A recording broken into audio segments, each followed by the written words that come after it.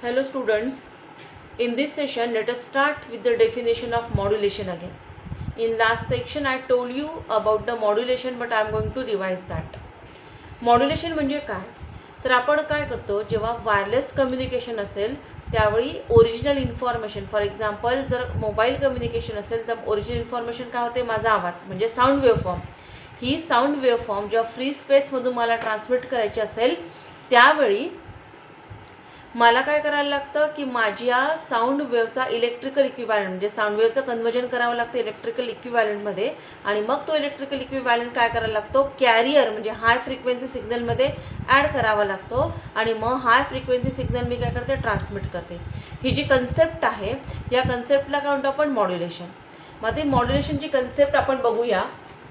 तर मॉड्युलेशन म्हणजे काय, तर ह्या ठिकाणी बघा मी ड्रॉ करते मॉड्युलेशनसाठी जो ब्लॉक मी इथे यूज करणार आहे त्या ब्लॉकचं काय नाव आहे, मॉड्युलेटर. ओके, मग मॉड्युलेटर काय करतो, तर ह्या ठिकाणी मॉड्युलेटरला एक इनपुट देते मी, मॉड्युलेटिंग सिग्नल. ओके, बघा ING लावलं आहे, मॉड्युलेटिंग सिग्नल, ज्याचं मॉड्युलेशन व्हायचं आहे असा सिग्नल. दुसरं इनपुट आहे या मॉड्युलेटरला, त्याचं नाव आहे कॅरियर. आणि आउटपुट जे येईल ते असेल मॉड्युलेटेड वेव्ह, ED. बघा इथे काय लावलं आहे मी, मॉड्युलेटिंग ING लावलं आहे म्हणजे ज्याचं मॉड्युलेशन व्हायचं आहे तो, आणि इथे ED लावलं आहे म्हणजे ज्याचं मॉड्युलेशन झालेलं आहे असा सिग्नल. ठीक आहे, आता परत आपण कन्सेप्ट बघूया. मॉड्युलेटिंग सिग्नल म्हणजे काय, तर ओरिजिनल इन्फॉर्मेशन, जी इन्फॉर्मेशन मला कम्युनिकेशनसाठी वापरायची आहे ती original इन्फॉर्मेशनचा modulating signal, for example original information. So the original information may be sound wave in case of mobile communication, it may be picture in case of telecommunication, or it may be data from computer in case of digital communication. मग modulating signal म्हणजे काय, तर original इन्फॉर्मेशनचा electrical equivalent. तुम्हाला सांगितलं की ही हा electrical equivalent free स्पेसमधून move होत नाही. मग याला कॅरी करायला काय करायला लागेल, आपल्याला हाय फ्रिक्वेन्सी वेव्हफॉर्म लागेल, कारण याची फ्रिक्वेन्सी कमी आहे म्हणून हाय फ्रिक्वेन्सी कॅरियर आपण घेतो. हा मॉड्युलेटर काय करतो, तर हा कॅरियरमध्ये हा मॉड्युलेटिंग सिग्नल ॲड करतो आणि जो काही रिझल्टंट सिग्नल तयार झालेला आहे त्याला म्हणतो आपण मॉड्युलेटेड सिग्नल. तो मॉड्युलेटेड सिग्नल फ्री स्पेसमधून काय करतो, ट्रान्समिट करतो. ही जी कन्सेप्ट आहे या कन्सेप्टला काय म्हणतात, मॉड्युलेशन. ओके, आता याची डेफिनेशन मी इथे रिवाईज करते. बघा मॉड्युलेशन म्हणजे काय, change in any parameter of carrier according to the modulating signal, that is known as modulation. आता मी तुम्हाला मागे एक उदाहरण दिलं होतं, जर सपोज इथून पुण्याला पायी जायचं असेल तर व्यक्ती जाऊ शकत नाही, मग आपण काय करतो, त्याला व्हेइकलमध्ये बसवतो. म्हणजे जेव्हा व्यक्ती व्हेइकलमध्ये बसतो तेव्हा तो त्या व्हेइकलच्या स्पीडने जातो. तसंच या ठिकाणी आहे मॉड्युलेटिंग सिग्नल, आपल्याला काय करायचं आहे, हाय फ्रिक्वेन्सी कॅरियरमध्ये बसवायचं आहे, पण ते इतकं सोपं नाही आहे.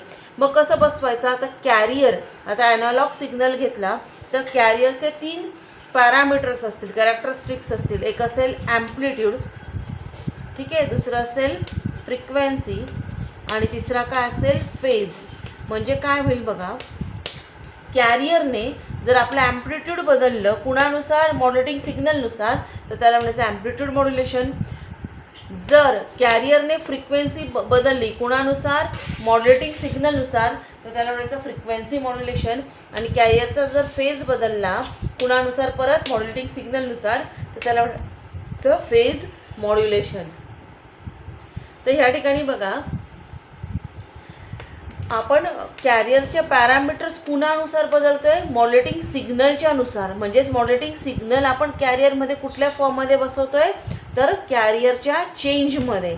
याला म्हणतो आपण मॉड्युलेशन. परत डेफिनेशन बघा, चेंज इन अ कॅरियर, कॅरियरचं ॲम्प्लिट्यूड, फ्रिक्वेन्सी किंवा phase, change in a carrier parameter according to the modulating signal is known as modulation.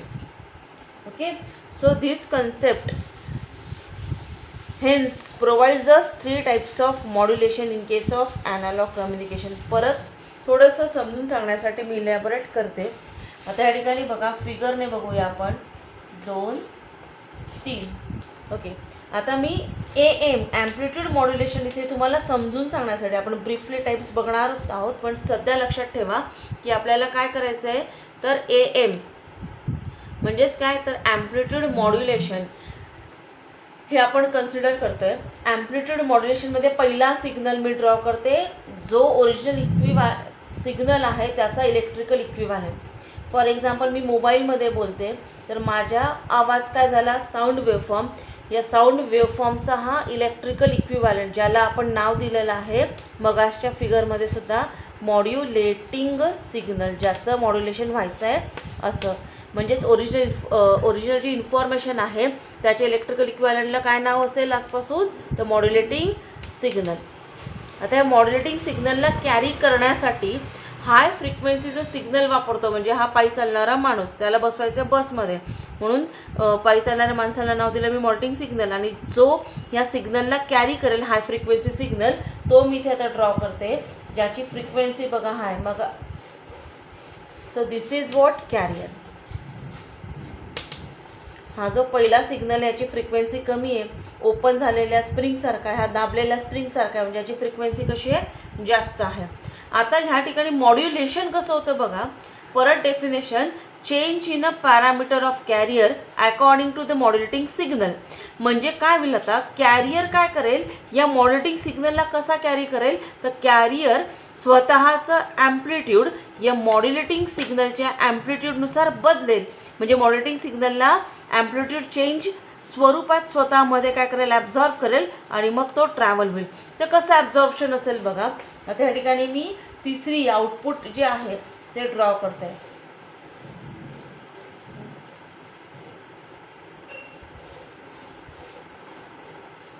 So see the change. आता बघा, हे तिसरी जी आहे ती आहे मॉड्युलेटेड वेव्ह. मी मगाशी पण सांगितलं होतं मॉड्युलेटेड. इथे ईडी लावला, इथे ING लावता, याचं मॉड्युलेशन व्हायचं आहे आणि आता मॉड्युलेशन झालेलं आहे, म्हणजे मॉड्युलेटरचे काय आहे, final output. This is modulated wave. तर बघा ह्या ठिकाणी जे आउटपुट आहे त्या आउटपुटमध्ये काय दिसतंय तुम्हाला, ह्या दोघं वेव्हफॉर्मचं कॉम्बिनेशन दिसतंय का, हे बघा. कॅरियरची फ्रिक्वेन्सी दिसते तशीच, मग काय चेंज झालेलं आहे, हा जो कॅरियर आहे या मॉड्युलेटिंग सिग्नलच्या ॲम्प्लिट्यूडनुसार बदलतोय. बघा बदलला. परत मी ड्रॉ करून दाखवते. ओके, म्हणजे आता हे ॲम्प्लिट्यूड कुणाचं झालं, मॉड्युलेटिंगचं, आणि फ्रिक्वेन्सी कुणाची झाली, कॅरियरची. म्हणजे कॅरियरने काय केलं, तर ह्या सिग्नलला स्वतःमध्ये बसवलं आणि मग तो काय करेल, ट्रॅव्हल होईल. जसं एखादा व्यक्ती बसमध्ये बसतो आणि मग ट्रॅव्हलिंग होतं, तसं कॉम्बिनेशन म्हणजे काय, मॉड्युलेटेड वेव्ह. ही जी कन्सेप्ट आहे या कन्सेप्टला काय म्हणतो आपण, मॉड्युलेशन. आणि ही जी पर्टिक्युलर एक्झाम्पल घेतलं आहे मी, याला काय म्हटलं, ॲम्प्लिट्यूड मॉड्युलेशन, कारण ॲम्प्लिट्यूड बदलतं आहे. असंच हे बघा, हे ॲम्प्लिट्यूड झालं. आता फ्रिक्वेन्सी मॉड्युलेशन काय असेल, तर बघा हा झाला तुमच्या मॉड्युलेटिंग सिग्नलचा ऑन टाईम आणि हा झाला ऑफ टाईम, किंवा हा अपगोईंग पीक आणि हा डाऊन गोईंग पीक. तर ह्या ठिकाणी बघा काय होतं, हा कॅरियर काय करतो, ह्या पीकच्या वेळी एक फ्रिक्वेन्सी कॅरी करतो, दिसते. ओके, आणि ह्या पीकच्या वेळी काय करतो, एक दुसरी फ्रिक्वेन्सी कॅरी करतो, दिसते. दोन फ्रिक्वेन्सी, ही झाली एक फ्रिक्वेन्सी F0, ही दुसरी झाली F1. सपोज याचाच अर्थ काय, आता मी काय केलं, कॅरियरचा कुठला पॅरामीटर बदलला, तर फ्रिक्वेन्सी बदलली. कुणानुसार बदलली, मॉड्युलेटिंग सिग्नलनुसार. ओके, इथे फ्रिक्वेन्सी बदलती आहे म्हणून याला म्हणायचं frequency modulation. So this is the concept of modulation. Okay, so now let us move towards the next point. आता आपण नेक्स्ट पॉईंट, मॉड्युलेशन तुम्हाला समजलं असेल तर पुढच्या पॉईंटकडे वळूया. आणि पुढच्या पॉईंटचं नाव काय आहे, need of modulation. Okay, need of modulation म्हणजेच काय, मॉड्युलेशनची गरज का आहे. ओके, मग आपण ते वेगवेगळ्या याच्यात बघूया. आता पहिला पॉईंट आहे नीड ऑफ मॉड्युलेशनमध्ये, it reduces the antenna height. Modulation काय करतं, अँटिना हाईट रिड्यूस करतं. ओके, पहिला पॉईंट लिहिते मी, reduction of antenna height. Okay, antenna म्हणजे काय, ज्या ठिकाणून आपण सिग्नल ट्रान्समिट करतो किंवा ज्या पॉईंटला आपण सिग्नल रिसीव्ह करतो त्याला म्हणतो आपण अँटिना हाईट. सपोज मी इथे ड्रॉ करून दाखवते. या अँटिना तुमच्या धाब्यावर गच्चीवर तुम्हाला दिसत असेल. दिस इज व्हॉट अँटिना. ओके. मग अँटिनाची हाईट का रिड्यूस होते, तुम्ही ऐकलं असेल पूर्वी खूप लांब लचक अँटिना लावावा लागायचा. कशासाठी, तर सिग्नलच्या रिसेप्शनसाठी. अँटिनाची हाईट कमी झाली की सिग्नल रिसीव्ह व्हायचे नाही, कारण त्यावेळी एवढं टेक्निक ॲडव्हान्स नव्हतं. पण आता अँटिनाची हाईट कमी ठेवली किंवा अँटिना नाही वापरलं तर रिसेप्शन काय होतं, परफेक्ट होतं, कारण आता ॲडव्हान्स टेक्नॉलॉजी. मग ही अँटिना हाईट कशी रिड्यूस होते मॉड्युलेशनमुळे, तर त्याच्यासाठी थोडंसं मॅथमॅटिकल कॅल्क्युलेशन बघूया. जेव्हा सिग्नल ट्रान्समिट करायचा असतो तेव्हा अँटिनाची हाईट जी आहे ती कशी कॅल्क्युलेट केली जाते. So it is a multiple of λ/4. Okay. Antenna height h is multiple of λ/4. Lambda is the wavelength of your signal. जो सिग्नल ट्रान्समिट करायचं आहे त्याच्या वेवलेंथला काय म्हणतात, लॅम्बडा. ओके. आणि तुम्हाला आता फिजिक्स असल्यामुळे माहिती असेल लॅम्बडा कसा कॅल्क्युलेट केला जातो. Lambda is equal to c/f, where you know c is equal to velocity of light. Okay. So let us see the calculations. आता मी अँटिना पुसते. इथे तुम्हाला जर कळलं असेल तर आपण आता कॅल्क्युलेशन्स बघूया. परत रिपीट करते. अँटिनाची हाईट ही त्याच्या वेवलेंथच्या 1/4ने काय असते, मल्टिप्लाय असते. आणि वेवलेंथ कॅल्क्युलेट करायचा फॉर्म्युला काय, lambda is equal to c/f. So let us take one example. आता मिनिमम अँटिना हाईट मी इथे कॅल्क्युलेट करते. मिनिमम अँटिना हाईट AH फक्त लिहिते. तर ती कॅल्क्युलेट करण्यासाठी मी घेतला आहे λ/4. ओके. लॅम्बडाची व्हॅल्यू टाकते मी. लॅम्बडाची व्हॅल्यू काय होते इथे, c/f. So I am putting here c/4f. Okay. हे झालं फॉर्म्युला. आता आपण एक कंडिशन इथे घेऊया की मी आता काय केलं आहे, एक सिग्नल घेतला ज्या सिग्नलची फ्रिक्वेन्सी आहे 10 kHz. Okay. So here f is equal to what, 10 kHz. आता हा जो सिग्नलची फ्रिक्वेन्सी मी या फॉर्म्युल्यात टाकते. Antenna height is equal to, आता तुम्हाला c माहिती आहे, c किती असतो, 3 × 10⁸. That is the velocity of light. He fixed असते. ओके. आता आपण काय करूया, याच्यामध्ये टाकूया आपली एफची व्हॅल्यू. काय ती, 4 × 10 × 10⁻3. कारण kHz आहे म्हणून 10ला कशाने मल्टिप्लाय केलं, 10⁻3 ने. तर ह्या ठिकाणी कॅल्क्युलेशन्स करून उत्तर काय आलं बघा, 7500 मीटर. ओके. म्हणजेच किती झालं ते, 7.5 किलोमीटर. ओके. म्हणजे मला अँटिना हाईट जर मी मॉड्युलेशन केलं नाही, जर माझा फ्रिक्वेन्सी म्हणजे मी बोलते माझा साऊंड इलेक्ट्रिकल इक्विव्हॅलंट किती घेतला, फक्त 10 kHz, आणि त्याला मॉड्युलेशन न करता ओरिजिनेट सिग्नल असाच ट्रान्समिट करायचा म्हटला तर मला किती हाईटची अँटिना लागेल, 7.5 किलोमीटरची अँटिना लागेल. आणि एवढी किलोमीटरची अँटिना एक्स्टॅब्लिश करणं किंवा तिला तयार करणं हे चुकीचं ठरतं. It is not possible. It is quitely impossible. So what I have to do, एवढी मी अँटिना हाईट जर करू शकत नसेल एक्स्टॅब्लिश किंवा त्याला तयार करू शकत नसेल तर मी काय करते बघा, या ठिकाणी हा सिग्नल ट्रान्समिट करायला मी कॅरियर घेतली. म्हणजेच काय, ओरिजिनल सिग्नलला मी कॅरियरमध्ये बसवते. पण आता आता हा सिग्नल माझा कोणाच्या स्पीडने जाईल, कॅरियरच्या स्पीडने. आणि कॅरियर म्हणजे काय, मगाशी सांगितलं, it is a high frequency signal. Carrier घेतला मी 1 MHz. आता माझा सिग्नल मी कॅरियरमध्ये बसवला म्हणजे मॉड्युलेशन केलं. तर काय फरक पडतोय बघा, या ठिकाणी प्रॉब्लेममध्ये फरक असा पडेल, मी परत दाखवते. Antenna height is equal to 3 × 10⁸ divided by 4 × 10 × 10⁶. Okay. Megahertz आहे, किलोहर्ट्जच्या ऐवजी काय येतं मी मेगाहर्ट्ज, म्हणून 10⁻³ ऐवजी आलं काय आलं, 10⁻6. जर मी कॅल्क्युलेशन केले तर माझ्याकडे काय उत्तर येते, 75 मीटर्स. म्हणजे बघा, जर मी मॉड्युलेशन वापरलं, मग अशी काय आलं होतं, 7.5 kilometre. Without modulation antenna height किती आहे, 7.5 किलोमीटर. आणि मॉड्युलेशन केल्यानंतर हाईट काय होते 75 मीटर्स. याचाच अर्थ काय की मॉड्युलेशनमुळे अँटीना हाईट कमी होते, जी आपण इन्स्टॉल करू शकतो इझिली. आणि this is what the need, this is what the advantage of modulation technique.